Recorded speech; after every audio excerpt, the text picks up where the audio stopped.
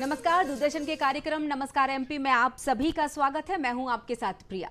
कार्यक्रम शुरुआत आगे बढ़ाएं, कार्यक्रम के सेगमेंट के साथ आपसे चर्चा करूं इसके पहले बता देती हूं आज हमारे फोन नंबर फिर से नोट कर लीजिएगा। सजीव फोन इन प्रोग्राम है। आप 12 बजे से 1 बजे तक हमसे संपर्क कर सकते हैं। जब मैं विषय बताऊंगी, विशेषज्ञ बताऊंगी, तो फिर आप उनसे सीधे सवाल भी कर पाएंगे विषय से जुड़े हुए। तो 0755-266-0049 और इसके अलावा आप टोल फ्री नंबर का भी इस्तेमाल कर सकते हैं 1800-233-0040। ये टोल फ्री नंबर है। तो लैंडलाइन नंबर यानी 0755, अगर भोपाल से बाहर आप लगा रहे हैं तो कोड लगाना होगा, और 266-0049 ये हमारे फ़ोन नंबर्स आपने नोट डाउन कर लिए होंगे। और अब सबसे पहले आपको बता देते हैं आज की तारीख क्या कह रही है, यानी बढ़ते हैं आज की तिथि की तरफ। विक्रम संवत 2079, फाल्गुन माह, शुक्ल पक्ष, प्रतिपदा, 21 फरवरी 2023, दिन है मंगलवार। तो आपका दिन मंगलमय रहे। अब आज की तिथि के साथ बढ़ते हैं सुविचार की तरफ, क्योंकि जब एक अच्छा विचार मन में होता है तो पूरा दिन अच्छा जाता है। तो चलिए बता देते हैं आज का सुविचार। आज का विचार कह रहा है कि दुनिया उन्हीं पर भरोसा करती है जिन्हें खुद पर भरोसा होता है। बिल्कुल, कॉन्फिडेंस आंखों में नजर आ जाता है, प्रेजेंटेशन सामने समझ में आ जाता है। तो आत्मसम्मान चाहते हैं, आत्मविश्वास को बरकरार रखिएगा, अपने ऊपर विश्वास कीजिए। क्या काम ऐसा है जो हम नहीं कर सकते, ये कहता है हमारा आज का विचार।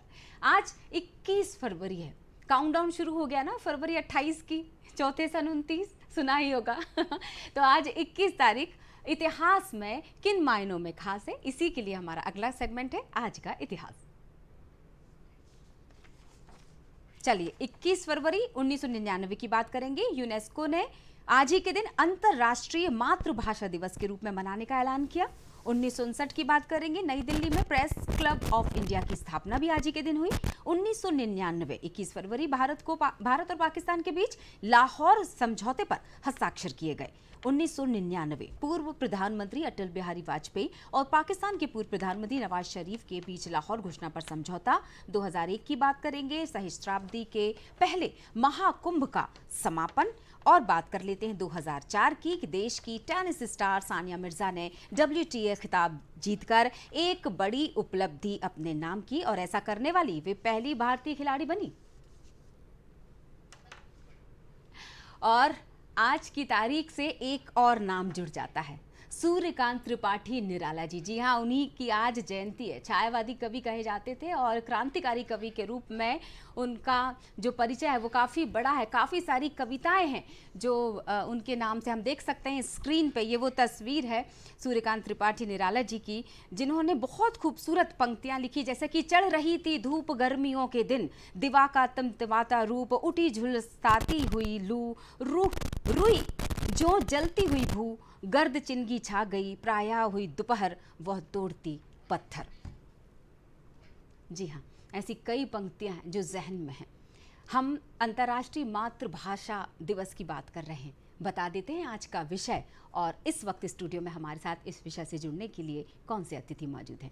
चलिए परिचय करते हैं और आपको बता देते हैं। सबसे पहले हम जिस विषय पर चर्चा करने वाले हैं, पहले बात करेंगे दुनिया में अपनी पैठ बनाती हिंदी, और इस पर चर्चा करने के लिए हमारे साथ मौजूद हैं कवि सुमित ओरछा जी। इनके बारे में परिचय देंगे। वीर रस कवि के रूप में देश भर के करीब 550 कवि सम्मेलन में शिरकत कर चुके हैं। धर्म सभाओं में काव्य पाठ कर रहे हैं। साहित्य सृजन की अगर बात करें तो पुस्तक उजाला, उनकी जो पुस्तक है उजाला जीत जाता है, सातार का अंत उन्होंने लिखी। स्वामी विवेकानंद, अंत्योदय प्रणेता दीनदयाल, बुंदेलखंड की गौरव गाथा, महाराज छत्रसाल पर कविताएं भी लिखी हैं। तो बहुत बहुत स्वागत है करते हैं हम, और धन्यवाद देते हैं कि उन्होंने समय निकाला। राष्ट्रीय कवि की भी ख्याति प्राप्त है उनको। और इसी के साथ एक और महत्वपूर्ण विषय पर हम चर्चा करने वाले हैं, जो कि इसी से जुड़ा हुआ है, शिक्षा के नए आयाम खोजती हिंदी। अब हम स्वागत करते हैं डॉक्टर सुनीता सिंह जी, जो कि जानी मानी शिक्षाविद हैं, IS यूनिवर्सिटी की प्रो चांसलर यानी उप कुलाधिपति। आपका भी स्वागत है डॉक्टर सुनीता मैम। जिस तरह से मैम एक बहुत ही खूबसूरत बात अगर मातृभाषा के बारे में कही जाए कि बच्चा जब जन्म लेता है ना तो सबसे पहले मातृभाषा ही सीखता है, बाकी भाषाओं का ज्ञान तो बहुत बाद में उसे आता है। बहुत खूबसूरत सी बात डॉक्टर राजेंद्र प्रसाद जी, कौन नहीं जानता है इन्हें, उन्होंने कही थी कि जिस देश को अपनी भाषा और साहित्य के गौरव का अनुभव नहीं है वो उन्नत हो ही नहीं सकता। यानी अगर देश विकास करना चाहता है तो अपनी मातृभाषा पर हमें गर्व करना होगा, उस पर उसे सम्मान दिलाना ही होगा। तो चलिए आगे बातचीत को बढ़ाएंगे। इस विषय से हमारे साथ हमारे अतिथि जुड़े हुए हैं। एक बार फिर से आपको याद दिला देते हैं, मैं पहला सवाल रखूं उससे पहले 0755 हमारी फोन लाइंस खुल चुकी है, आप हमसे संपर्क कर सकते हैं। विषय से जुड़े हुए हमारे विशेषज्ञों से आप कोई भी सवाल रख सकते हैं या चर्चा कर सकते हैं। 0755 266 0049 1800 233 0040। तो सुमित जी, बात सूर्यकांत त्रिपाठी निराला जी से शुरू हुई है, तो क्यों ना एक खूबसूरत सी पंक्तियां या तो उनको डेडिकेट करते हुए आप सुना दें। निराला जी ने जो सबसे, मुझे निराला जी की कई कविताएं बचपन से पढ़ी हैं, लेकिन जो सबसे ज़्यादा प्रभावित करती है राम की शक्ति पूजा। और राम की शक्ति पूजा मुझे लगता है इस धरती पर सबसे मोटिवेशनल कविता है व्यक्ति के जीवन में।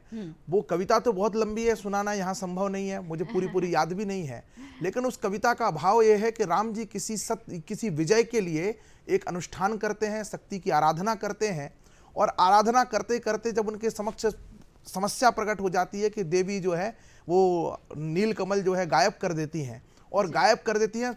उन्होंने भाषाबद्ध किया है जानकी हाय उद्धार प्रिया का होना। राम जी थोड़ी देर के लिए तो विलाप में जाते हैं, लेकिन उसके बाद ही उन्हें याद आता है कि माँ मुझको कहती थी राजीव नयन, दो कमल नयन है शेष अभी मैं पुनश्चरण। मतलब वो उसको उस समय जो समाधान निकालते हैं कि मेरे पास एक नील कमल यानी मेरी आंखें शेष हैं, मैं एक आंख दान करके नौमा जो है कमल माँ के चरणों में पुष्प समर्पित कर देता हूँ, और वहाँ से फिर मेरा यज्ञ पूर्ण हो जाएगा। और जैसे ही वो बाण लेकर के अपनी आंख को अर्पित करने होते हैं, देवी का उदय हो जाता है। देवी हस्त थाम लेती हैं राम जी का और कहती हैं कि राम चिंता मत करो, तुम्हारी कल विजय होगी, और ब्रह्म शक्ति जो है राम जी के शरीर में लीन हो जाती हैं जी। ये जो बात है कि सफलता सब लोग चाहते हैं, लेकिन सफलता की कीमत क्या क्या हो सकती है उसको देने के लिए कितने लोग तत्पर हैं। तो राम जो इस सृष्टि पर ब्रह्मा या जो ब्रह्म का अवतरण है, साक्षात नारायण है, साक्षात ईश्वर है, उनको भी अपनी सफलता की कीमत देने के लिए किस हद तक अपने आप को प्रस्तुत करना पड़ा।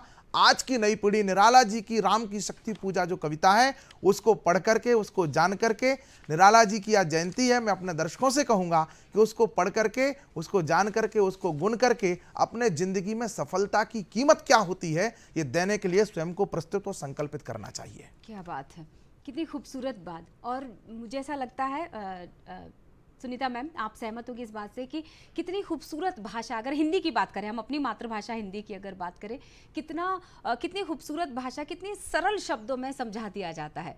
इसका एक उदाहरण अभी सुमित जी ने जो दिया है। मैम, शिक्षा के क्षेत्र में अगर हिंदी के स्थान की बात करें, और जब अगर हम शिक्षा के क्षेत्र की बात करें, नई शिक्षा नीति में भी हिंदी को महत्व दिया, मतलब महत्वपूर्ण स्थान मिले, ये पूरी कोशिश सालों से भी की जा रही है, और अभी जो नई शिक्षा नीति की हम बात कर रहे हैं वो भी अछूता नहीं है। मध्य प्रदेश, बहुत गौरव की बात कि पहला ऐसा स्टेट, पहला ऐसा प्रदेश बन चुका है जहां MBBS और इंजीनियर की पढ़ाई जो है वो हिंदी भाषा में की जाएगी। कितनी खूबसूरत बात कि एक ऐसी कठिन पढ़ाई जिससे अभी तक बच्चे शायद इसलिए बच रहे होंगे कि वो पढ़ाई सिर्फ इस माध्य अंग्रेजी में होती थी वो पढ़ाइयाँ, अब वो कितना सरल और सहज बना दिया गया है शिक्षा को। मैम जी बिल्कुल, जैसा कि हम जानते हैं कि आज भी भारत में अगर हम देखें तो 50 करोड़ लोग जो हैं वो हिंदी ही उनकी जो है ऐसा रीजनल लैंग्वेज है, और तकरीबन मुझे लगता है कि 20-25 करोड़ लोग आज भी उसको ऐसा सेकंड लैंग्वेज यूज़ करते हैं। अगर हम स्टेट की भी बात करें तो आज भी भारत में मुझे लगता है 8-9 ऐसे हमारे स्टेट हैं जो हिंदी को जो है ऐसा रीजनल लैंग्वेज ही लेते हैं। चाहे हम मध्य प्रदेश की बात करें, उत्तर प्रदेश, उत्तराखंड ले लें, बिहार ले लें, झारखंड ले लें, हर जगह हिंदी ही ली जाती है। और उसके बाद काफ़ी ऐसे स्टेट्स हैं, जैसे हम पंजाब को ले लें या और स्टेट हैं, जो आज भी हिंदी को जो है ऐसा सेकंड लैंग्वेज ही प्रेफर करते हैं। तो जब हम बात करते हैं भाषा की, तो भाषा सिर्फ एक बोलचाल की भाषा नहीं होती है। भाषा कहीं ना कहीं आपको एक कनेक्ट करती है, आपका एक कम्युनिकेशन है, एक ये माध्यम है, एक हमारा एक आदमी से कम्युनिकेट होके दूसरे तक पहुंचना, तो वो भाषा एक बहुत ही इम्पॉर्टेंट पार्ट है, रोल। तो यही भाषा जो है शिक्षा के क्षेत्र में भी आती है। अगर हम शिक्षा की बात करते हैं तो शिक्षा का मतलब सिर्फ नॉलेज नहीं होता, सिर्फ एक रटना नहीं होता कि हमने कोई भी इंफॉर्मेशन को रट लिया है या उसका हमें नॉलेज हो गया तो वो शिक्षा हो गई। वो बात जब तक आप अगर उसको प्रॉपर तरीके से कम्युनिकेट नहीं करेंगे, समझेंगे नहीं, उसके डेप्थ तक नहीं जाएंगे, तो डेफिनेटली वो कहीं ना कहीं जो है आगे आके हर्डल्स होता है। इसलिए हिंदी भाषा जो है वो अपने आप में बहुत ही खूबसूरत है और शिक्षा में उसकी इम्पोर्टेंस उतनी ही है। क्योंकि आज जैसा कि आपने शुरुआत में बोला था कि बच्चा भी जैसे ही अगर जन्म लेता है तो सबसे पहले वो अपनी मातृभाषा को समझता है, और मातृभाषा जैसे हम बात कर रहे हैं कि हमारे यहाँ हिंदी ही बहुत इम्पॉर्टेंट है।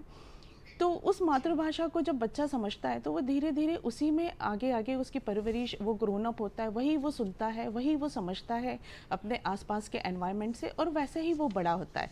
तो डेफिनेटली जब वो शिक्षा के क्षेत्र में भी उसको वो हिंदी ऐसा रीजनल लैंग्वेज या उसको ऐसा मदर टंग में जब वो पढ़ने को उसको मिलता है, तो वो उसके साथ नॉलेज के साथ अपने एक्सप्रेशंस को भी वो बहुत अच्छे से शेयर कर पाता है और बहुत अच्छे से समझ पाता है। बिल्कुल सही बात है। एक बहुत ही खूबसूरत सी बात याद आ गई, चूंकि हम मातृभाषा पर चर्चा कर रहे हैं आज की। कोस कोस पर पानी बदले और 4 कोस पर वाणी। सुमित जी बताइए ना, इसका अर्थ भी बता दीजिए।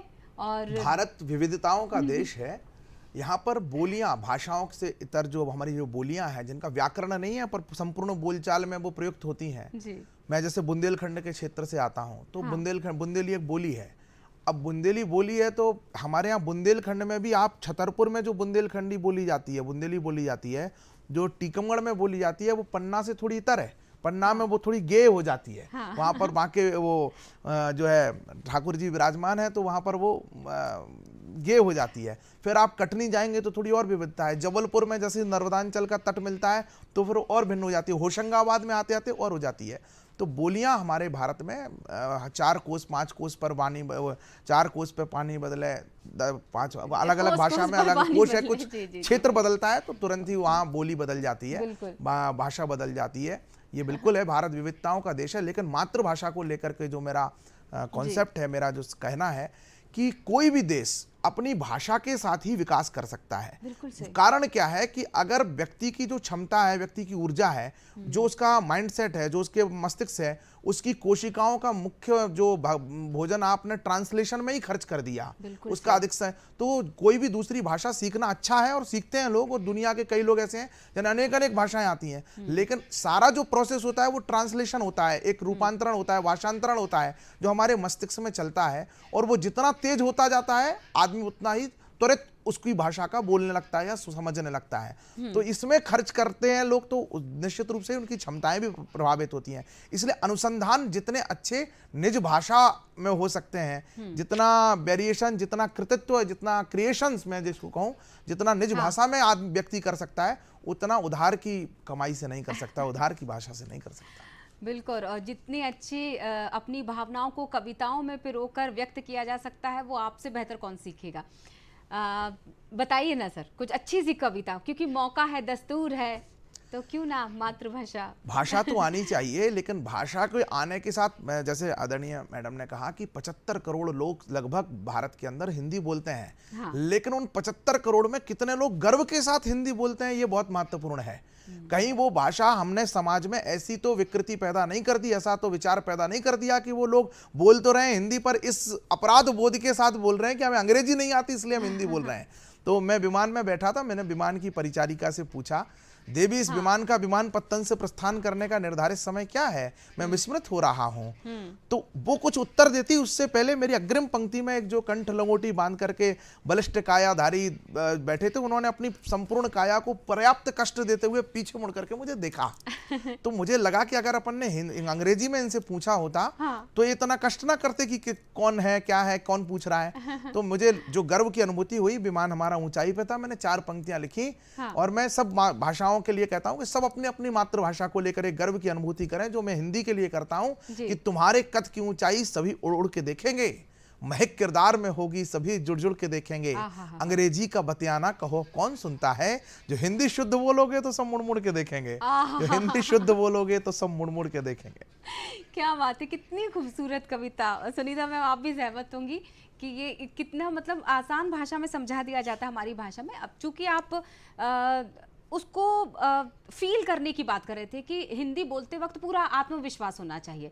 मुझे अच्छी तरह याद है, महात्मा गांधी जी ने एक जो पत्र था हिंदी नवजीवन, उसमें ये बात कही है कि जो अंग्रेजी, हालांकि भाषा कोई भी बुरी नहीं है, लेकिन अगर वो विशेष रूप से उसी लाइन की बात की जाए तो उन्होंने लिखा था कि जो अंग्रेजी भाषा है उसने बच्चों के दिमाग को शिथिल कर दिया है। कितनी सहमत होंगी मैम? स्कूल में अगर मैं आपके ही ग्रुप की बात कर लेती हूँ, बच्चे सहज होते हैं हिंदी भाषा बोलते वक्त? मेरे ख्याल से बच्चे सहज होते हैं हिंदी भाषा बोलते वक्त, लेकिन हम सबको, जैसा कि आपने कहा, हम सबको ये प्रयास करना पड़ेगा। एक बहुत अच्छी चीज़ है कि हमें अपनी हिंदी भाषा पे बहुत गर्व होना चाहिए, लेकिन उसके लिए जैसे आज में आप देखेंगे, चाहे वो कोई भी स्कूल हो या कोई भी कॉलेज हो, राष्ट्रगान के टाइम जो है हम सब एक बहुत गर्व महसूस करते हैं जब भी हम राष्ट्रगान गाते हैं। तो मुझे लगता है इसी तरीके से हिंदी भाषा भी जब हम बात करते हैं तो उसके लिए हमें एक बहुत ही गर्व हमें महसूस होना चाहिए। और इसके लिए चाहे हमारे पेरेंट्स हों या एजुकेशन सेक्टर हो, स्कूल की बात करें, यूनिवर्सिटी की बात करें या घर की, हमें ये हमारे बच्चों को बताना होगा कि ये आपकी मातृभाषा है और इसको आपको गर्व के साथ ही बोलना है। कहीं ना कहीं बीच में समहाउ ये चीज़ें आती हैं कि अगर आप अच्छा एजुकेशन में जाते हैं तो आपको इंग्लिश आना बहुत इम्पॉर्टेंट है, क्योंकि आप उसी से ग्रोथ करते हैं। मेरा ऐसा मानना नहीं है। हमारा मानना ये है कि अगर आप में नॉलेज हो, आप में क्षमता हो करने की, तो आपकी क्षमता की कदर होती है। अदरवाइज़ आज भी आप देखेंगे तो यूएस और यूके जैसी कंट्रीज़ में आज भी आप जितने हायर डेजिग्नेशन पे देखेंगे हमारे भारतीय लोग ही हैं। ये सिर्फ अपनी क्षमता के कारण है, ना कि ये किसी भी भाषा के कारण है। तो मुझे लगता है एक हमें हमारे बच्चों को गर्व फील कराना बहुत इंपॉर्टेंट है। जैसे आपने कहा, बात करी कि मेरी संस्था की, तो हम हमारी संस्था में ऐसे बहुत सारे प्रोग्राम्स हैं, जैसे क्विज़ हुआ मेरा या हमारे एक्सटेम्पर हुए, ये भी हम हिंदी में भी हम उतना ही कराते हैं जितना कि हम इंग्लिश में कराते हैं। विवेकानंद जी के ऊपर हर साल हम एक बहुत अच्छा क्विज़ कराते हैं, वो हम बच्चों को उनके बुक्स भी देते हैं पढ़ने के लिए ताकि उनको नॉलेज भी हो, और इस पे जो है फिर उसके हिसाब से हम लोग काफ़ी प्रोग्राम्स भी कराते हैं। तो ये हर संस्था को ये ऐसा एक काम करना चाहिए, प्रोग्राम इस तरीके से कि जो भी हम वहाँ पे एक्स्ट्रा करिकुलर एक्टिविटीज़ करा रहे हैं वो सब हिंदी में हमारा होना बहुत ज़रूरी है, ताकि बच्चे उसको, उसका ज्ञान भी समझें, इम्पोर्टेंस भी समझें और उसको फील भी करें। बिल्कुल, बहुत प्रसन्नता की बात है कि राष्ट्रीय शिक्षा नीति में भाषा नीति को शामिल कर लिया गया है मैम। तो मैं चाहूँगी कि इस पर भी थोड़ी सी जानकारी दे देते हैं और इससे क्या आने वाले समय में परिणाम हमें देखने को मिलेंगे।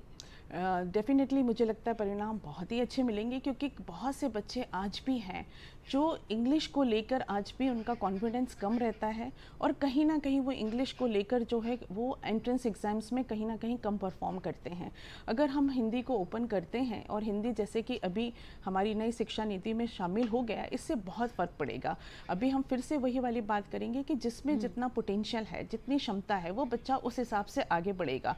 नो डाउट बीच में जो है दूसरी भाषा को लेकर हम ये कभी नहीं कहते, हम कभी अगेंस्ट नहीं है किसी भी भाषा के, ना इंग्लिश के ना किसी को, लेकिन हमारे देश में आज भी अगर हम इस चीज़ को ओपन करते हैं तो नो डाउट बच्चा है जो है वो बहुत आगे अच्छा और करेगा, और उनके लिए एक बहुत अच्छी इजी गोइंग चीज़ हो जाएगी, और हम सबको जो है एक बहुत ही अच्छे नॉलेजेबल इंसान मिलेगा, एक क्षमतापूर्ण वाला इंसान मिलेगा, बच्चे मिलेंगे जब वो अपनी फील्ड में उसको और अच्छे से पूरी चीज़ें करके आगे आएंगे। कहीं भी उनमें कोई बाधा नहीं आएगी किसी भी लैंग्वेज को लेकर। तो मेरे ख्याल से ये बहुत ही अच्छी चीज़ है भाषा। बिल्कुल। सुमित जी, इतना जब आप लिखते होंगे वो शब्द, जिस भावना के साथ आप लिखते होंगे पंक्तियों को, उसके लिए एक अच्छी समझ वाला दर्शक भी ज़रूरी है, जो अच्छा श्रोता जिसको हम बोलते हैं। ऐसे श्रोता मिलते हैं जो भाषाई ज्ञान रखते हैं?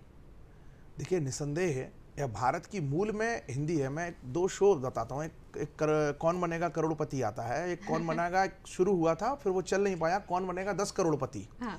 राशि 10 गुना ज़्यादा होने के बावजूद भी 10 करोड़ वाला कार्यक्रम नहीं चला, क्योंकि उसको जो प्रस्तुतकर्ता थे जो वो प्रस्तुतकर्ता अंग्रेजी में लेडीज एंड जेंटलमैन और हाउ हाउ हाउ करते थे, और जो दूसरी तरफ जो आवाज़ आती थी, देवियों सज्जनों स्वागत है सद्वितीय खेल में जिसका नाम है कौन बनेगा करोड़पति, तो उस भाषा ने लोगों को कनेक्ट किया। क्या बात है। मैडम ने बहुत अच्छी बात कही कि जो है नॉलेज और लैंग्वेज दोनों डिफरेंट थिंग, अलग अलग चीजें हैं। आप भाषा को जो है ज्ञान नहीं समझ सकते हैं। ज्ञान अपनी भाषा में भी अर्जित किया सकता है, और जो तरक्की होती है वो ज्ञान से और अनुसंधान से होती है। कहते हैं कि ज्ञान प्राप्त करना है तो ध्यान लगाइए। और हमारा सारा जो ज्ञान है, जो भारतीय वेदोक्त ज्ञान है, वह बहुत रिच है, बहुत समृद्ध है। उस तक लोग अपनी भाषा से दूर होकर के नहीं पहुंच, क्योंकि वो संस्कृत में है। मैंने 4 पंक्तियां लिखी थी कि देववाणी की सौम्य सुता है, शास्त्र सार की भाषा है। देववाणी की सौम्य सुता है, शास्त्र सार की भाषा है। भावों का दिग्दर्शन देती प्रेम प्यार की भाषा है। सब भाषाएं संप्रेषण है, संकेतों का विनिमय है, पर हिंदी है माँ मेरी जो संस्कार की भाषा है। एक सोसाइटी में हम कार्यक्रम कर रहे थे, कवि सम्मेलन कर रहे थे। उस समय एक बच्चा, एक माताजी, गणपति महोत्सव चल रहा था, एक बच्चा एक माताजी के पास पहुंचा, आंटी आंटी मुझे फ्रूट्स दे दो। तो आंटी ने, उस महिला माताजी ने कहा कि बेटा तुझे किसने बोला कि मैं फ्रूट्स बांट रही हूँ? तो उसने कहा कि मेरी मम्मा ने बोला कि जाके आंटी से फ्रूट्स ले आओ। तो उन्होंने माँ को बुला करके कहा, माताजी ने, कि बेटा ऐसे प्रसाद का और फल फ्रूट का अंतर बताओ, ताकि ये बहन बड़े होकर के बहन और गर्लफ्रेंड का अंतर जान सके। पूज्य पिताजी साधारण चरण स्पर्श लिखने का संस्कार हिंदी देती है, अंग्रेजी सिर्फ डियर डैड लिखना, डियर मॉम लिखना सिखाएगी। तो भाषा केवल नहीं है जॉनी जॉनी यस पापा, क्या है वो ईटिंग शुगर नो पापा, ये जब बच्चा सीखता है तो देखिए भाषाएं कैसे संस्कार बनती हैं। दूसरी तरफ मछली जल की रानी है, जीवन उसका पानी है। दोनों को ही जब अपन सुनते हैं तो देखिए एक में क्या सिखाया जा रहा है, जॉनी जॉनी यस पापा, बाप से झूठ बोल करके हंसने का कुसंस्कार है। दूसरी तरफ मछली जल की रानी है, जीवन उसका पानी है, बाहर निकालो मर जाएगी। प्रकृति, पर्यावरण, जल, जीव के साथ एक संवेदना का भाव बच्चा सीखता है। तो हिंदी संस्कार की और भावों की भाषा है। बिल्कुल, और ये भावों की भाषा अब दर्शकों की भावनाओं तक पहुंच रही है, सीधे कनेक्ट कर रही हैं आपकी बातें। हमारे साथ एक कॉलर जुड़ चुके हैं, हमारे प्रिय दर्शक इस वक्त फोन लाइन पर हैं। रविंद्र जी उनका नाम है और जिला निवाड़ी से हैं वो। बहुत बहुत स्वागत है Ravindra ji. Thank you ma'am. जी बताइएगा, किससे सवाल रखिए आपसे कि हिंदी का हमारे जीवन में क्या विशेष महत्व है? हिंदी का जी एक बार मैं चाहूंगी दोहराया जाए सवाल को। मेरा समझ भाई सबसे सवाल ये है कि हमारे जीवन में हिंदी का क्या विशेष महत्व है? जी मुझे लगता है मैं दोनों से ही इसका जवाब लूंगी। पहले मैम आपसे शुरू करते हैं। जैसा कि हमने पहले भी बोला कि हिंदी का हमारे जीवन में बहुत ही इम्पोर्टेंट रोल ये है कि हम एक दूसरे की भावनाओं को समझते हैं। ये सिर्फ एक भाषा नहीं है, ये हमारी भावनाएं, हमारी फीलिंग है जो हम एक दूसरे से आदान प्रदान करते हैं। जैसे हमारी भारत की मिट्टी में खुशबू है, वैसे ही हमारी हिंदी की एक खुशबू है जो एक दूसरे को कनेक्ट करती है। जैसा कि अभी हम लोग बात कर रहे थे, जब आप ये हमें पोएम की और इसकी भाई साहब बात बता रहे थे, ये बिल्कुल फैक्ट है कि जब आप अगर इंग्लिश में किसी से कोई भी हम पूछेंगे स्ट्रेंजर से कि हमें कहाँ जाना है, वो हमको सिर्फ एक सेंटेंस बताएगा कि you can go this way only. और जब हिंदी में अगर आप किसी से कहीं भी ठहर कर पूछते हैं कि भाई ये चीज़ें कहाँ हैं, तो वो हमसे 4 चीज़ें पूछता है कि आपको कहाँ जाना है, आप कहाँ से आ रहे हैं, आप कितनी दूर से आ रहे हैं, क्या मैं आपको वहाँ तक पहुँचा दूँ। तो ये जो एक भाव, ये एक जो फीलिंग, ये जो एक खुशबू है, इसका एक अलग अपना ही इम्पोर्टेंस है हमारी कंट्री में, हमारे भारत देश में। और मुझे लगता है इसे हम सबको बहुत बरकरार रखना चाहिए आगे। जी सुमित जी क्या कहेंगे?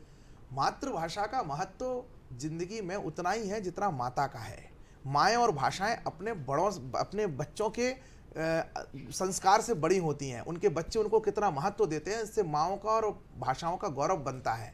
लेकिन माँ के आशीर्वाद से जैसे जिंदगी संवरती है, वैसे भाषाओं के आशीर्वाद से भी हमारी जिंदगी संवरती है। आज दुर्भाग्य है कि हम लोग, मैं स्वयं कह रहा हूँ, हम लोग हिंदी भी नहीं बोलते हैं और इंग्लिश भी नहीं बोलते हैं, हम लोग इंग्लिश बोलते हैं। और उस कारण से वो मिश्रित होने के कारण, यद्यपि अगर आप किसी हिंदी बोलने वाले, शुद्ध हिंदी बोलने वाले व्यक्ति से मिलेंगे तो आपको उसकी भाषा का माधुर्य इतना प्रभावित करेगा। आप अगर हिंदी के संस्कार और हिंदी की खुशबू लेकर के जो भी यात्रा करेंगे, फिर वो आपको एक व्यक्तित्व को तो एक अलग अनूठी पहचान देता ही है। हिंदी रोजगार भी देती है। मैं इस मिथक को तोड़ना चाहता हूँ। मेरा इनकम टैक्स, मैं कोई पैसे बताने के लिए नहीं कह रहा हूँ, लेकिन मैं शुद्ध हिंदी का विद्यार्थी हूँ। हिंदी से ही मेरी आजीविका है और मेरे आयकर का रिटर्न आप चेक कर लीजिए। इस मिथक को आप बिल्कुल मैं खंडन करता हूं कि लोग सोचते हैं कि अंग्रेजी सीखेंगे तभी हम रोजगार प्राप्त कर पाएंगे। अंग्रेजी वाले लोगों को मैं रोजगार देता हूं। तो मैं निवेदन ये करता हूं कि भाषा आपको बहुत बड़ा कर सकती है। लेकिन आप भाषा के प्रति कितनी श्रद्धा कर सकते हैं। जैसे माँ निर्भर पिता करता आपको है। बहुत बड़ा कर सकते हैं, बिल्कुल। लेकिन आप माँ से अगर मुख मोड़ करके उसको सताएंगे, उसकी उपेक्षा करेंगे, तो निश्चित रूप से आशीर्वाद थोड़ा कम मिलेगा। बद्दुआ तो नहीं कहूंगा, लेकिन आशीर्वाद कम मिलेगा। थोड़ा वो कम निश्चित रूप से मिलेगा। आपकी जिंदगी को, मेरा प्रिय भाई है रविंद्र जिन्होंने पूछा है, हाँ। मैं उनको बस यही कहना चाहता हूँ, अपनी जी। भाषा के प्रति अपनी माँ की तरह श्रद्धा रखेंगे तो जी। हमारा जीवन यशस्वी होगा, इसमें कोई मुझे संदेह नहीं है। मुझे वो पंक्ति याद आ गई, कहीं पढ़ा था मैंने कि किसी ने पूछा आप अपनी मातृभाषा को कितना प्यार करते हो, तो जवाब मिला कि मैं अपनी मातृभाषा से उतना ही प्यार करता हूँ या इतना ही स्नेह रखता हूँ, इतना ही पसंद करता हूँ जितना अपने माँ के हाथ के खाने को। जी, मुझे 4 पंक्तियां याद आ गई कि हाँ, कुछ जरूर, लोगों को जरूर। लगता होगा ये गांव की भाषा है, हाँ, शीतलता की संवाहक है, ये छाँव की भाषा है, जीवन के हर एहसासों को शब्द यही दे सकती है। कई शब्द, कई बातें ऐसी हैं जिनकी अंग्रेजी नहीं है। जीवन के हर एहसासों को शब्द यही दे सकती है। सरस्वती माता की बिटिया, ये भावों की भाषा है, ये भावों की भाषा है हिंदी। क्या इसमें बात सारे भाव संप्रेषित कर सकते हैं आप, सारे रिश्ते समाहित कर सकते हैं। सिर्फ जी। अंकल आंटी में ही सीमित नहीं होना पड़ेगा। माँ की बहन है तो अलमौसी है, और पिता की बहन है तो बुआ है, वरना सब आंटी है। बिल्कुल। हम बातचीत को जारी रखने वाले हैं, लेकिन फिलहाल के लिए हम आपको जहां लेकर चल रहे हैं उसके लिए आपको शायद किसी को बस पकड़नी पड़ेगी और किसी को लोहपथ गामिनी, क्योंकि हम चल रहे हैं महाकाल लोक की तरफ और करवाते हैं आपको शिव के दर्शन और खूबसूरत सा भजन। स्वागत है।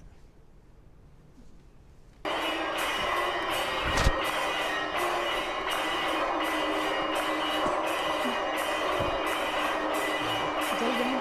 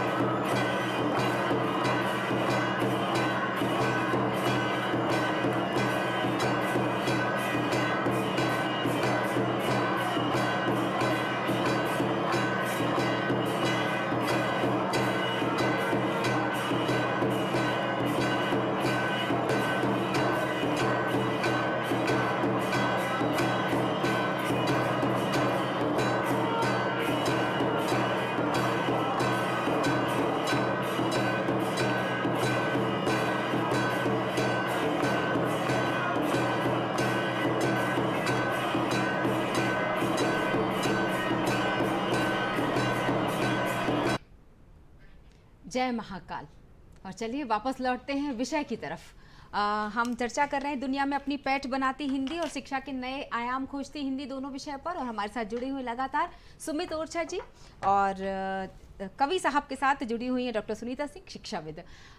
मैम आपके पास आती हूँ दोबारा।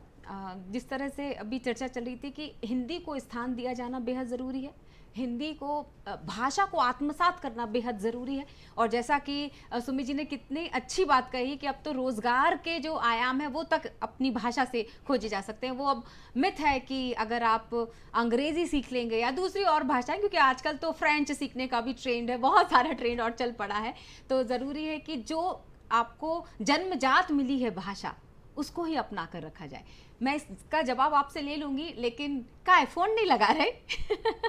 खूबसूरत से बुंदेलखंड वाले हमारे दर्शक समझ गए होंगे कि मैं क्या कहना चाह रही हूँ उनसे। 0755-266-0049 और 1800-233-0040। पता है, जब भी मैं फ़ोन नंबर हिंदी में बोलती हूँ तो मुझे बड़ा अच्छा लगता है।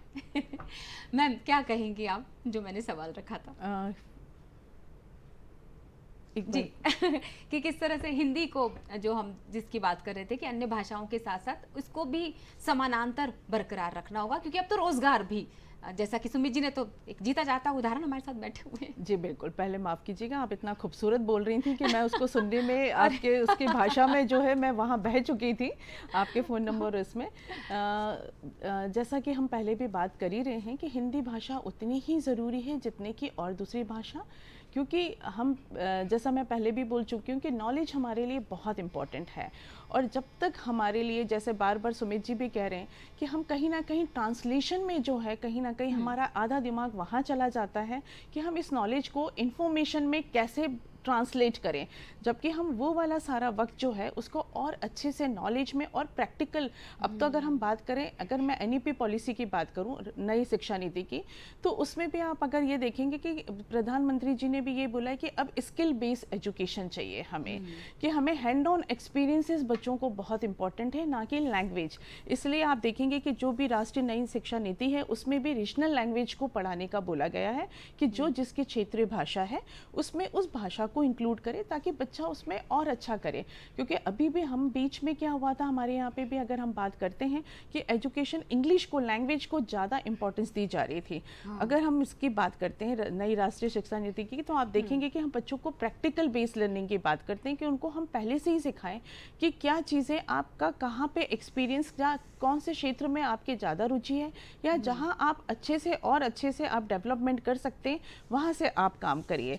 तो अभी जो नई शिक्षा नीति, इसमें अगर हम बात करते हैं तो जैसे हमारे स्कूल्स भी हैं, हमने उसमें क्या करा है, कक्षा 6वीं से बच्चों को एग्रीकल्चर डिपार्टमेंट, जैसे अगर मेरी यूनिवर्सिटी में है तो हमने उनको वहाँ एग्रीकल्चर डिपार्टमेंट के साथ उनको वहाँ पे अटैच कर दिया है, ताकि बच्चा अभी से कृषि विज्ञान के बारे में काफ़ी चीज़ें समझे। अदरवाइज़ आप देखेंगे कि आज अगर आप बच्चे से बात करेंगे तो शायद बच्चों को पेड़ों के नाम भी नहीं पता, अगर आप उनसे पूछते हैं तो उनको ये भी नहीं पता होगा कि कौन सी सब्जियाँ जो हैं वो ज़मीन के नीचे उगती हैं और कौन सी ऊपर उगती हैं।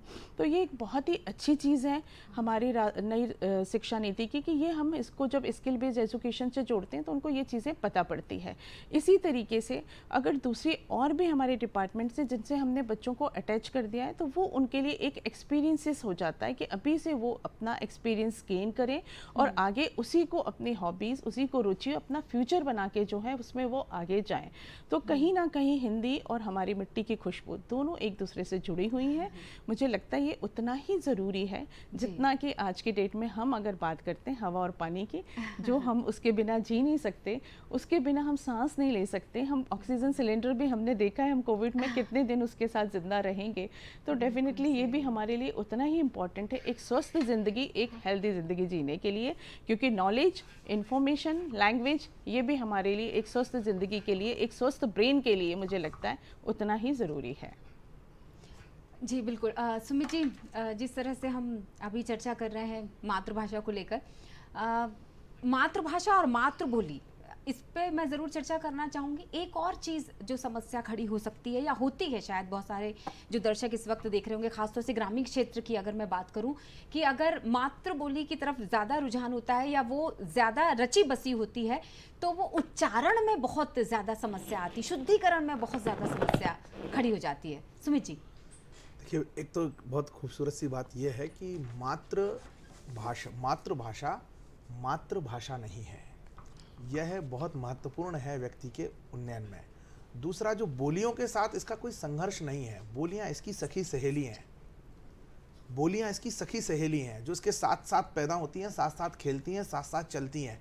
इनसे जो फ्रिक्शन की, जो इनसे जो संघर्ष की स्थिति निर्मित की है, ये भी एक प्रोपेगेंडा जो भारत में निरंतर चलते रहते हैं, उसके तहत ये सब निर्मित होता है। मुझे लगता है इसमें कहीं कोई, मैं रामचरितमानस का नित्य प्रतिदिन अध्येता हूँ, तो रामचरितमानस में कई सारे ऐसे भाषाई, अगर आप हिंदी की कसौटी पर उसे देखेंगे तो वो उसमें अशुद्धि को आप उसका रूप दे सकते हैं, लेकिन वह अवधी बोली के साथ जिस तरह से लिखी, बुंदेली और अवधी का मिश्रण जिस तरह से उसमें किया गया है, उस बात को रेखांकित करके फिर आप उसे पढ़ेंगे तो बिल्कुल 100% वो शुद्ध लिखी गई है जी। तो ये जो बोलियों हैं उसके साथ कोई संघर्ष नहीं है। यह एक उसके अंदर जटिलता पैदा करने के लिए, हिंदी से अरुचि पैदा करने के लिए, मुझे जो लगता है, ये मेरा दृष्टिकोण है, मैं किसी पे थोप नहीं रहा हूँ हिंदी के बारे में इतना कि बहुत कठिन है, लेकिन एक कोटेशन पर बोलता हूँ, ए एप्पल से शुरू हो गए, जेड जेब्रा पर खत्म होते हैं, मतलब शुरुआत फल से होगी और पशु बनेंगे। इधर आ अनपढ़ से शुरू होते हैं और ज्ञानी पर जाकर के समाप्त होते हैं। तो ज्ञान अगर कहीं है, अनुसंधान कहीं है, तो हमारी मातृभाषा में है, और हमारी मातृभाषा हिंदी है। सब वैज्ञानिक खोजों का आधार है। हमारे साथ सुमित जी और डॉक्टर सुनीता सिंह बातचीत में शामिल होने वाली हैं। बता दें, शोभा लेखवानी जी उनका नाम है और सदस्य हैं वो नराकास की। हम स्वागत करते हैं और चर्चा करते हैं उनसे। मैम, बहुत बहुत स्वागत है आपका। हाँ, बहुत बहुत धन्यवाद मैडम। मैम, शुभकामनाएं। आज हम मातृभाषा दिवस मना रहे हैं जी। क्या कहना चाहेंगी आप आपकी मातृभाषा के बारे में और आपकी प्रतिक्रिया? हाँ, सबसे पहले तो सभी का और दूरदर्शन का बहुत बहुत धन्यवाद कि आज इस विषय पर मुझे बात करने का अवसर दिया है। और जैसे मैं सबसे पहले तो सभी को आज के इस दिवस की शुभकामनाएं देते हुए अपनी बात रखूंगी जी। जैसे कहा जाता है कि एक बच्चा जब जन्म लेता है तो एक साथ उसको 3 माताओं का साथ मिलता है। तो 3 माताओं की गोदी उसको मिलती है, पहली जननी, दूसरी जन्मभूमि और तीसरी भाषा।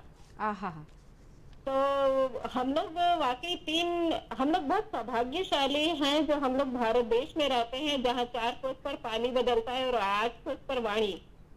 तो हम लोग उसी के ही संवाहक भी हैं। और जैसा कि अंतर्राष्ट्रीय मातृभाषा दिवस मनाने का जो ये चलन आरंभ हुआ है, तो इसका हम भी एक अंश हैं और बहुत हमको अपना गर्व करना चाहिए अपनी भाषा पर, क्योंकि यह एक दिवस है जब हम अपनी भाषा पर गर्व करना और इसको सम्मानित और समृद्ध करने के लिए हमको एक अवसर मिलता है। जी जी मैम, जैसे मैं बताऊं अपनी भाषा की, मैं भी यहाँ पर यदि संस्थान स्तर पर बोलूं तो मैं हिंदी नराकास की सदस्य सचिव हूँ। तो इस तरह से मैं अपनी क्षेत्रीय हिंदी भाषा को सम्मानित करने का और उसको समृद्ध करने का एक संकल्प अपने भीतर रखती हूँ। और अपनी मातृभाषा की बात करूँ तो मैं सिंधी भाषी हूँ। और जैसा कि हम जानते हैं कि सिंधी कोई धर्म नहीं है जी। जब हम अखंड भारत में थे और पाकिस्तान हमारे ही देश का एक हिस्सा हुआ करता था जी, तो हम लोग सिंधी प्रांत से वास्ता रखते थे और सिंधी, इसीलिए वहाँ के क्षेत्र में रहने वालों को सिंधी कहा जाता था। तो मैं भी सिंधी भाषी हूँ और मुझे भी बहुत गर्व महसूस होता है अपनी भाषा में बात करने के लिए। बाकी भाषाएं तो हमें समाज सिखा देता है, लेकिन यह अपनी भाषा, मातृभाषा जो होती है, ये हमें अपनी माँ से और अपने घर में ही मिलती है। जी, तो मैं चाहूंगी कि युवाओं के लिए मैं मैसेज आपसे लेना चाह रही थी। अब चूंकि जिक्र सिंधी भाषा का हो गया है, तो एक खूबसूरत सा संदेश आपकी मातृभाषा में अगर सिंधी भाषा में मिल जाए। हाँ हाँ हाँ, तो मां तो सिंधी में यही चवण चाहींदसि कि अॼु ॾाढो वक़्तु मटिजी रहियो आहे, त इन में असां कोशिशि कयूं कि असां पंहिंजे घरनि में पंहिंजे नंढनि ॿारनि खे पंहिंजी भाषा ते गर्व करें ऐं पंहिंजी भाषा जो सम्मान करें ऐं उनखे समृद्ध करण जो संकल्प पंहिंजे दिल में रखो। बिल्कुल, मैं समझ गई मैम। भाषा का सम्मान करने की आपने बात कही है, उन्नत करने की बात की है और उसे आगे बढ़ाने की बात की है। देखिए, विचारों का आदान प्रदान सिखाती है भाषा। बहुत बहुत शुक्रिया। क्योंकि भाषा सिर्फ एक अभिव्यक्ति मात्र नहीं है, ये हमारी अपनी पहचान भी है। बिल्कुल सही, एक ब्रिज का काम करती है, एक सेतु का काम करती है। बहुत बहुत शुक्रिया मैम हमसे जुड़ने के लिए। शोभा लेखवानी जी, सचिव नगर राजभाषा कार्यान्वयन समिति भोपाल, इस बहुत वक्त बहुत धन्यवाद हमसे मैम। चर्चा कर रहे थे। बहुत बहुत बहुत जी, शुक्रिया मैम। जी। हम वापस आ जाते हैं और भाषागत प्रतिबद्धता के लिए अगर मातृभाषा दिवस के महत्व की मैं बात करना चाहूँ आपसे, सुमित जी, तो क्या है इस मुख्य बिंदु पर आपके विचार? देखिए, प्रतिबद्धता, मैंने कहा, मैंने इस विषय पर हालांकि पहले ही आपके बीच में विचार रखे हैं कि अपनी भाषा के प्रति श्रद्धा ही आपको बड़ा बनाती है। उसके प्रति श्रद्धा चाहिए, जानकारी नहीं चाहिए, श्रद्धा चाहिए, गर्व चाहिए, गर्व की अनुभूति चाहिए। हिंदी हम मजबूरी में नहीं बोल रहे हैं। I can speak in English very well, but मैं प्रेफर करता हूँ कि मैं हिंदी में बात करूँ। मैं अधिक से अधिक कोशिश, जब मैं अपने बारे में बात करता हूँ कि जब मेरे से कोई अंग्रेजी का शब्द निकल जाता है किसी, तो मैं तुरंत सोचता हूँ इसका हिंदी, क्योंकि मेरी भी शिक्षा कॉन्वेंट में हुई है। मैंने बाद में उसका महत्व समझा और फिर उसको अपने आप को वहाँ से जोड़ने की कोशिश की है। तो आज भी मेरे से वो, चूंकि मूल में मेरे इंग्लिश आ गई है, तो जब शिक्षा हुई, मतलब मूल में तो हिंदी है, लेकिन बीच में जिस समय मुझे शिक्षित किया जा रहा था, मेरी शैक्षणिक कक्षाएं चल रही थी, उस समय मैं अंग्रेजी में आ गया। तो आज भी मेरे अंदर वो बीच बीच में प्रकट होती है। किसी का मैसेज भी आया अभी कि आपकी एंकर भी, आपकी सुनीता जी भी और आप भी बीच बीच में अंग्रेजी का प्रयोग कर रहे हैं। तो ये हम इस बात पर विचार हैं। मैथिली शरण गुप्त जी की पंक्ति है कि हम कौन थे, क्या हो गए और क्या होंगे अभी, आओ मिलकर बैठकर विचारें ये समस्याएं सभी। तो हम इसी का विचार करने के लिए दूरदर्शन पर इकट्ठे हुए हैं और एकत्रित हुए हैं कि हम इस मातृभाषा दिवस के अवसर पर कैसे प्रतिबद्ध हों, कैसे संकल्पित हों अपनी मातृभाषा के उन्नयन के लिए, उत्थान के लिए। और उसके माध्यम से जब हम मातृभाषा के उत्थान की बात करते हैं तो इसमें हिंदुस्तान का, इसमें भारत का, भारतीयता का और हमारा स्वयं का उत्थान होता है। दुनिया, अगर आपके पास ज्ञान है, आज देखिए हमारे ही वैज्ञानिकों ने, भारतीय मेधा ने ही पहले एक समय था कि हम अपने उपग्रह छोड़वाने के लिए, उनको प्रक्षेपण कराने के लिए दूसरे देशों से उनके प्रक्षेपण जो संस्थान है वो मांगा करते थे, और एक समय किसी देश ने मना कर दिया था। कालांतर में उस देश के 100 उपग्रह हमने छोड़े अपने जो है केंद्र से। तो यह अपने भारतीयता पर गर्व करते हुए जब हम उत्थान की यात्रा करते हैं तो हम बढ़ते हैं। हमारी प्रतिबद्धता जितनी भाषा के प्रति होगी, हमारा भारत भी उतना ही समृद्ध होगा। बिल्कुल सही बात है। बिल्कुल कोशिश ये की जाएगी, लेकिन कितनी बड़ी विडंबना है कि बिना दूसरी भाषा के सम्मिलित हुए वाक्य विन्यास ही नहीं हो पाता। एक उदाहरण और मेरे ध्यान में आया, इसलिए मैं बोल अगर रहा मैं हूं उदाहरण थोड़ी देर से कि आज हमारे देश के यशस्वी प्रधानमंत्री जी हिंदी का 90-99% प्रतिशत प्रयोग करते हैं, और हमारे देश में बिल्कुल अंग्रेजी में मतलब बोलने वाले भी लोग हुए। वो कितना बोलते थे, क्या बोलते थे, उनको विश्व किस गंभीरता से सुनता था, सबकी बात नहीं कर रहा हूं। और आज जब भारत बोलता है तो 121 देश उस बैठक में भारत के समर्थन में खड़े हो जाते हैं। आवाज ही गूंजती है मेरे बहनों और भाइयों। चलिए, भोपाल से प्रदीप साहू जी इस वक्त एक और कॉलर हमारे साथ जुड़ चुके हैं, तो स्वागत है प्रदीप जी आपका, और सवाल रखिएगा। जी जी मैडम, मैं प्रदीप बोल रहा हूँ भोपाल से। जी डॉक्टर प्रदीप जी। हाँ प्रिया मैडम, गुड आफ्टरनून। जी गुड आफ्टरनून प्रदीप जी। आवाज सुनाई दे रही है ना? बिल्कुल, शुभ दोपहर, बताइएगा। मेरे 2 प्रश्न हैं। पहला प्रश्न कवि महोदय से जी, स्वागत है। कि कोई भी कविता समाज पर इफेक्ट डाले, उसके पहले देश काल और पात्र की क्या भूमिका है? Are you getting my point? कि कोई भी कविता समाज पर इफेक्ट डाले कि देश काल पात्र की क्या भूमिका होती है, देश इंडिया या विदेश, पात्र काल कलयुग और पात्र हिंदुस्तानी या विदेशी। तो कविता का इफेक्ट तो व्यक्ति पर पड़ना चाहिए, तो अलग अलग परिस्थितियों के हिसाब से क्या इफेक्ट पड़ता है। दूसरा प्रश्न मेरा प्रोफेसर सुनीता सिंह से है कि आजकल जो हिंदी के टीचर होते हैं और या हिंदी के प्रोफेसर होते हैं, वो अपने बच्चों को अंग्रेजी मीडियम स्कूल में पढ़ाना पसंद करते हैं, मतलब एक प्राइड फील करते हैं। तो ये विरोधाभास हिंदी मातृभाषा को कहाँ तक लेकर जाएगा? जस्ट एक्सप्लेन प्लीज, है ना? जी सुमित जी, धन्यवाद प्रदीप जी। मैं थोड़ा प्रश्न भी उनका समझने में, जहाँ तक मैं समझ पाया हूँ कि वो कह रहे हैं कि कविता का जो प्रभाव है वह देश काल में अलग अलग होता है या एक जैसा होता है। बिल्कुल। तो निश्चित रूप से जैसे मैं कोई कविता हिंदी में करता हूँ तो अमेरिका तो वाला तो उसे समझ भी नहीं पाता होगा, तो उस पर कोई प्रभाव पड़ेगा ऐसी मेरे अंदर कोई गलतफहमी नहीं है। हाँ, लेकिन जो विचार होता है वो बिल्कुल सार्वभौमिक होता है, उसका पक्ष, उसका जो संकल्प होता है, उसका जो प्रभाव होता है वो पूरे समाज पर पड़ता ही है। इसमें कहीं कोई, आज जो हमारी संस्कृति बची है वह कविता से उद्धृत संस्कृति है, काव्य ग्रंथों से उद्धृत संस्कृति है, जो एक तरह से काव्य ग्रंथि ही है। जैसे रामचरित, हमारे जो विवाह संस्कार हैं वो आज भारत में 90% भारत में जो विवाह संस्कार है, यहाँ तक कि हमारा जो बॉलीवुड, जो हमारा फिल्म निर्माण करने वाली पूरा जो संस्थान मुंबई में है, वो भी जिसके वो सारे रिचुअल्स जो है वो दिखाए जाते हैं, जो हमारे रामचरितमानस में जिस प्रकार के लिख दिए।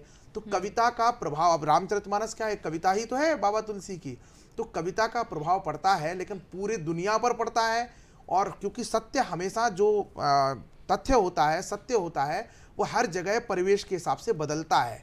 हमारे लिए सूरज पूरब में निकल रहा है, यहाँ मैं जहाँ बैठा हूँ, मेरा घर जहाँ है या मेरा देश जहाँ है, वहाँ से सूरज इस दिशा से निकल रहा है, मेरे दाएं हाथ की तरफ से निकल रहा है।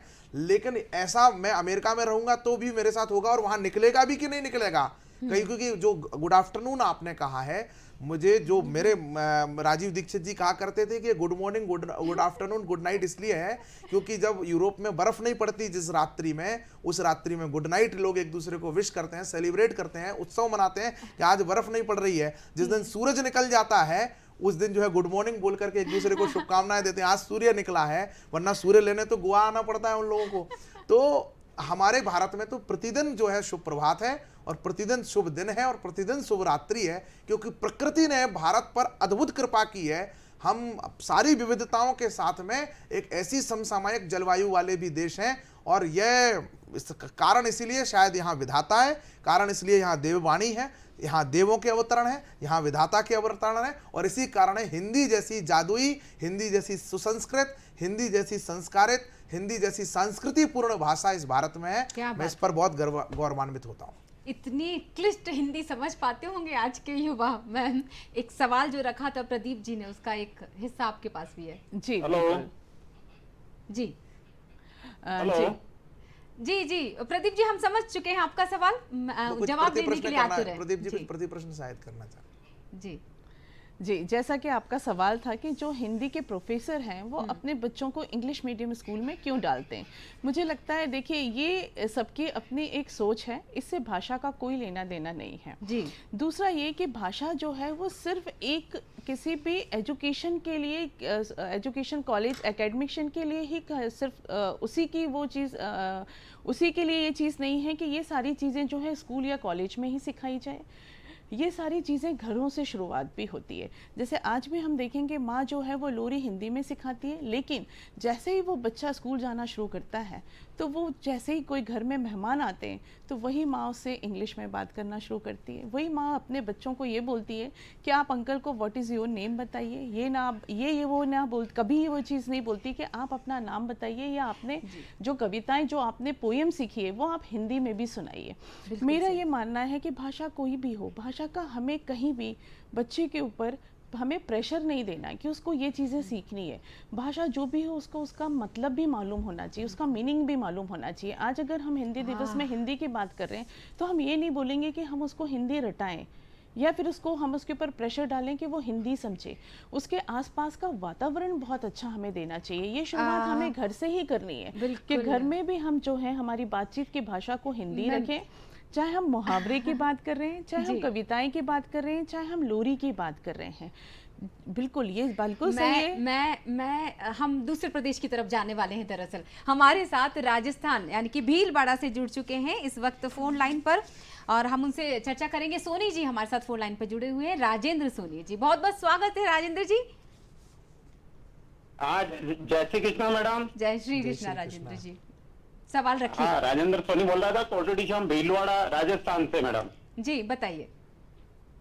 बस ये डिबेट देख रहा था मैं आपकी जी, और बस थोड़ा सा ये जानना चाह रहा था कि अक्सर बहुत सारी डिबेट्स होती है, मातृभाषा पे बहुत सारी गोष्ठियां होती है, चर्चाएं होती है, पर मैडम क्या है कि जैसे जो जिनको कह सकते हैं ए ग्रेड लोग जो होते हैं, वो उन लोगों में ये मातृभाषा इम्प्लीमेंट नहीं हो पाती है। उसको लागू करने के क्या तरीके गवर्नमेंट के द्वारा या अपने सोशल वर्कर्स के द्वारा, और फोर्सफुली कैसे लागू की जाए।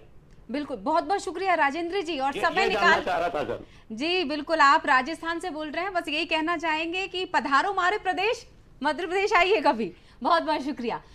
दरअसल सुमित जी, मैं इसमें एक पॉइंट और जोड़ना चाह रही हूँ, क्योंकि उन्होंने डिबेट शब्द यूज किया था, तो भाषा दरअसल जंग का विषय नहीं, ढंग का विषय है। सुमित जी, भारत में ए ग्रेड में मैं समझता हूँ प्रधानमंत्री जी आते हैं, राष्ट्रपति जी आते हैं, दोनों ही गर्व के साथ हिंदी बोलते हैं। बीत गया वह वक्त जिसमें ये सब किंवदंतियाँ मतलब 100% सही थी। भारत नई भाषा, देखिए जो नई शिक्षा नीति है ना, जो हम लोग इस चीज को देख रहे हैं, या मैं तो कहूँ झेल रहे हैं, वह एक नई पुरानी शिक्षा नीति की जो एक कमी थी, मातृभाषा के प्रति जो उपेक्षा का भाव था, उसके कारण हमारे अंदर है। जो नई शिक्षा नीति है वह व्यक्ति को उसकी स्वतंत्रता के हिसाब से अपनी भाषा में सभी प्रकार की रोजगार परक शिक्षा को भी लेने की स्वतंत्रता देने वाली शिक्षा नीति आई है। लेकिन इसका असर आप सोचें कि अभी शिक्षा नीति बनी है और अभी दिखेगा, जैसे हमारे अंदर इतने वर्षों में ये चीज आ गई है, वो जा नहीं रही है, अब ऐसे ही आज जाते जाती वाली चीज भी अब आने वाली है, वो आएगी और इतनी अच्छे से आएगी कि भारत अपने नए स्वाभिमान के साथ, मातृभाषा के गर्व के साथ खड़ा होगा। दुनिया अब ऐसे ट्रांसलेटर्स के साथ हमारे देश को सुनती है, देश के प्रतिनिधियों को सुनती है, जो हिंदी में बात करते हैं, लेकिन जिसको जिस भाषा में उसको समझना होता है वो समझ लेता है और भारत के भाव को ग्रहण कर लेता है। कई बार उस भाव को सुनने के लिए वो प्रतिप्रश्न भी बाद में करते हैं। मुझे विदेश मंत्रालय के कुछ अधिकारियों से चर्चा में एक राजभाषा गोष्ठी के दौरान बताया कि कई बार हम जो कह देते हैं उसका अर्थ इंग्लिश में है ही नहीं, तो उसको लेकर के हमें उसके बाकायदा नरेशंस देने पड़ते हैं कि ये इसका उसके डिस्क्लेमर डालने पड़ते हैं बहुत सारी चीजों में। तो ऐसे गूगल से जो ट्रांसलेट करके जो लोग डाल देते हैं, वो उसके कई बार पोस्ट में अर्थ का अनर्थ हो जाता है और उसके भाव ऐसे हो जाते हैं, वो उसमें संदर्भ में नहीं जा रहा हूँ। इतनी खूबसूरत इस 4 पंक्तियां कह रहा हूं बस राजेंद्र सोनी जी की। सलग अनूठी भूमि का अनुमान समझना मुश्किल है, इस भूमि की पावनता परिधान समझना मुश्किल है। वैसे तो भारत का कोना कोना घूम रहे हैं हम, पर बिन हिंदी को जाने हिंदुस्तान समझना मुश्किल है। बिल्कुल। बस अब चूंकि कोने कोने की बात हुई तो उज्जैन की तरफ चलते हैं, क्योंकि एक विश्व रिकॉर्ड और मनाया गया है। देर नहीं करते हैं, शिव ज्योति, एक खूबसूरत शब्द जो छाया हुआ था।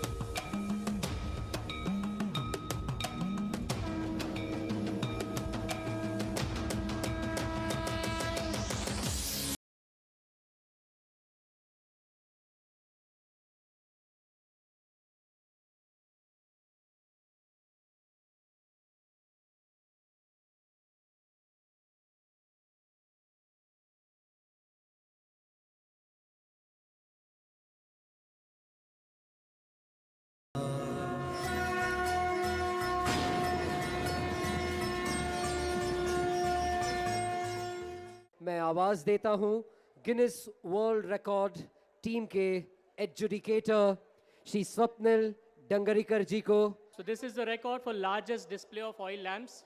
जैसे मैंने कहा, ये रिकॉर्ड पहले हुआ था अयोध्या में, जहाँ पे 15,76,000 दिए यहाँ पे लगाए गए थे।